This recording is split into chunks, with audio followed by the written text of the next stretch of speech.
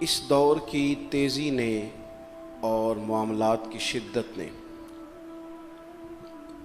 ضروریات کو بے لگام کر دیا ہے، خواہشات بہت ساری بڑھا دی ہیں۔ لازمی نتیجہ یہ نکلا ہے کہ لوگوں کے دل سخت ہو گئے ایک دوسرے کے لیے، مختلف ہیلے بہانے سوچ کے کہ جی چونکہ فلانا بھی ٹھیک نہیں تو لہٰذا میں بھی ٹھیک نہیں، کیونکہ فلاں میرے ساتھ یوں کرتا ہے تو میں بھی رد عمل کے طور پہ یوں کروں گا۔ ہم بھی اپنے دلوں کو سخت کر لیتے ہیں۔ وقت گزرنے کے ساتھ ساتھ آپ دیکھ لیں کہ لوگوں کا رویہ اتنا سخت ہو گیا ہے کہ کسی بھی محکمے کا آپ نام لے لیں، پوچھیں لوگوں سے کہ پولیس والے کس طرح کے ہوتے ہیں،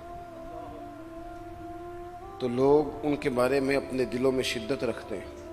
پوچھ لیں آپ کے وابڈا والوں کے بارے میں کیا خیال ہے، پوچھ لیں لوگوں سے کہ جناب تاجروں کے بارے میں رائے کیا ہے۔ چلیں ساری باتیں چھوڑ دیتے ہیں، مولوی پیر کیسے ہوتے ہیں، دیکھیں آپ نے مسکرا کے کیا حال کر دیا ہے بات کا۔ ہمارے ہاں شدت کی گئی ہر محکمے کے بارے میں، ہر شخص کے بارے میں۔ نتیجتاً کیا ہوا کہ طبیعتیں سخت ہو گئیں۔ یعنی یہ ضروری نہیں ہوتا کہ ہر بہو نافرمانی ہو، لیکن اس کی بہت پہلے تربیت کی گئی تھی، اسے بار بار کہا گیا تھا کہ جب تو ساس کے پاس جائے گی تو لگ پتہ جائے گا، تو بیچاری کا پہلے سے ہی ذہن تھا کہ ساس کسی خطرناک چیز کا نام ہے، پہلے سے اسے بتایا گیا تھا۔ ساس کو بھی کہا گیا تھا کہ جب تیرے گھر آئے گی نا بہو تب تجھے سمجھ آئے گی، تو پہلے سے ذہن سازی کر دی گئی تھی۔ تو ہم مزاج کے لحاظ سے آہستہ آہستہ ایک دوسرے کے حق میں سخت ہوتے گئے۔ میرے رسول پاک صلی اللہ علیہ وسلم کا جو پیغام ہے وہ احساس کا پیغام ہے، کسی بہترین اردو داں کا جملہ نہیں، بلکہ یہ اللہ کا قرآن ہے۔ فرمایا مشکل میں تم ہو تو گراں میرے محبوب پہ گزرتا ہے۔ حضور تو جلدی کرتے ہیں تمہاری بھلائی چاہنے میں، کیوں؟ رشتہ بڑا گہرا ہے۔ النبی اولیٰ بالمؤمنین من انفسہم، فرمایا یہ وہ محبوب ہیں جو تمہاری جانوں سے بھی تمہارے زیادہ قریب ہیں۔ رسول کائنات صلی اللہ تعالی علیہ وآلہ وسلم امت کے حق میں نرم دل رکھتے، نرم۔ لوگ سمجھتے ہیں شاید کسی کا بھلا یہ ہوتا ہے اس کو 4 پیسے دے دیے جائیں، شاید اس کا بھلا یہ ہے کہ اسے نوکری پہ لگوا دیا جائے، شاید بھلا یہ ہے کہ اس شخص کو اگر کسی وہ مشکل میں آ گیا ہے تھانے کچہری کے معاملے میں تو وہاں اس کو سہولت دلا دی جائے، آسانی کر دی جائے، کسی کو مضبوط کر دیا جائے، تو یہ اس کے ساتھ بھلائی ہے۔ میرے رسول پاک صلی اللہ تعالی علیہ وسلم نے بتایا کہ میں نہ مکارم اخلاق کی تکمیل کے لیے آیا ہوں، میں تمہارا وہ نفع کرنے آیا ہوں کہ تمہارا دل ساری جگہوں سے ہٹا کے رب رسول کی طرف مائل کرنا ہے، تمہاری طبیعتوں کے اندر جو سختی ہے اسے نرمی میں بدلنا ہے، تمہارے مزاجوں کے اندر جو بے لگام خواہشات ہیں انہیں شریعت اسلامیہ کی پابندی کی لگام دینی ہے۔ حضور سید عالم علیہ السلام نے لوگوں کی اصلاح کا جو دیکھیں نا، اگر کسی گھر میں بگڑے بچے سنور جائے نا تو روٹی تھوڑی بھی ہو تو گزارا ہو جاتا ہے۔ اگر گھر والے اخلاقاً اتنے اعلیٰ ہوں، ایک دوسرے سے پیار کرتے ہوں تو تھوڑے پیسوں پر بھی وقت گزر جاتا ہے۔ رسول پاک کا دل دھڑکتا تھا، کس لیے؟ صرف اس لیے نہیں کہ لوگوں کو نوکریاں مل جائیں، مال مل جائے، لوگ جو ہیں ان کے گھر کشادہ ہو جائیں، بلکہ حضور کا دل دھڑکتا تھا کہ لوگ دوزخ سے بچ جائیں، جنت کی طرف ان کا سفر ہو جائے، ان کے دلوں سے حسد کو، تکبر کو، غرور کو، انا کو، خود پسندی کو، عجب کو نکال دیا جائے۔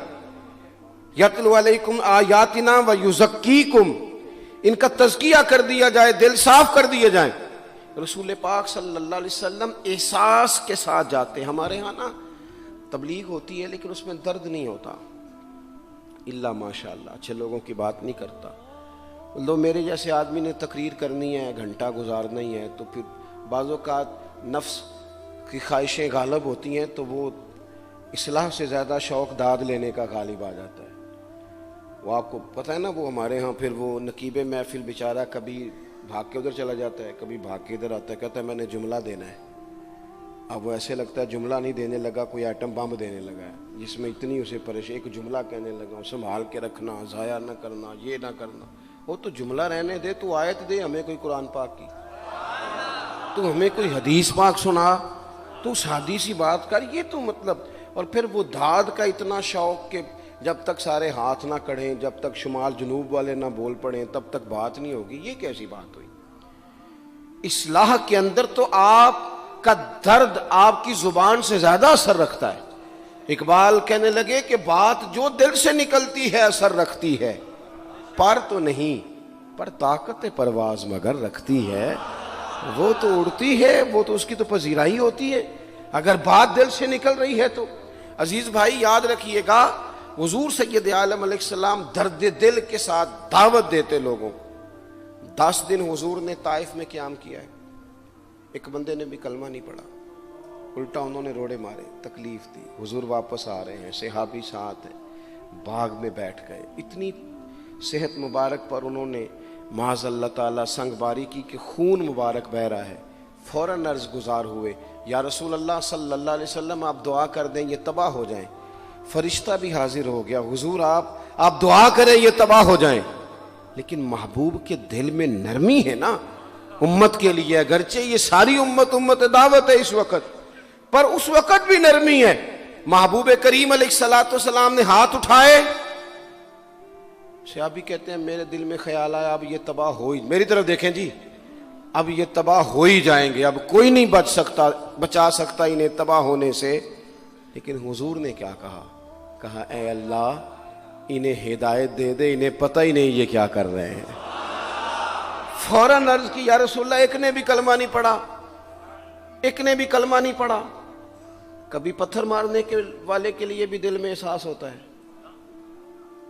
ہمیں تو کسی نے کچھ بھی نہیں کہا، کوئی گالی نہیں دی، کچھ نہیں کہا، پر ہم سخت کیوں ہیں بھلا؟ وہ ہمارے پیچھے نہیں چلتا ہاتھ باندھ کے، جی میں ہاں نہیں ملاتا، تو ہمارا دل اس کے لیے سخت ہے. 2 ہی تو بندے ٹھیک ہے دنیا میں، ایک میں ٹھیک ہوں اور ایک جو میری ہاں میں ہاں ملائے پوری وہ ٹھیک ہے. دونوں ہاتھ باندھ کے پیچھے چلے، تیسرے کو میں کیسے ٹھیک ہونے دیتا ہوں؟ میرا مزاج ہی نہیں، اللہ ماشاءاللہ ہماری طبیعت ہی نہیں ہوتی ایسی. خدا کے بندو جب دل کشادہ ہو، طبیعتیں کھلی ہوں، پھر اس طرح کا تھوڑی مزاج ہوتا ہے. کریم محبوب صلی اللہ علیہ وسلم سے عرض کی حضور ایک نے بھی نہیں کلمہ پڑھا، اور پھر بھی آپ کے دل میں اتنی وسعت ہے، آپ ہدایت کی دعا کر رہے ہیں. 10 دن لگائے، ایک شخص بھی نہیں آ رہا. تو محبوب کیا فرمانے لگے؟ کریم فرمانے لگے مجھے پتہ ہے انہوں نے تکلیف دی ہے، ایک نے بھی کلمہ نہیں پڑھا، جلدی نہ پریشان ہو جایا کریں.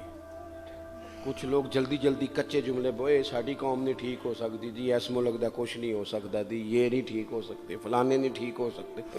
شکوہ ظلمت شب سے تو کہیں بہتر تھا، اپنے حصے کی کوئی شمع جلاتے جاتے. اللہ کے حبیب صلی اللہ علیہ وسلم سے عرض کی یا رسول اللہ صلی اللہ علیہ وسلم ایک بھی نہیں مانا، اور آپ نے پھر ہدایت کی دعا کی. تو یہ میرے محبوب کا امید کا طریقہ ہے.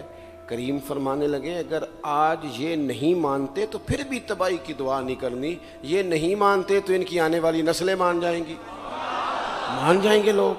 اپنے دل میں جب آپ نرمی لے آتے، ہمارے سینکڑوں نوجوان گناہوں میں چلے گئے ایک علاقے سے. جو آدمی گناہ میں مبتلا ہوتا ہے وہ سخت تکلیف میں ہوتا ہے.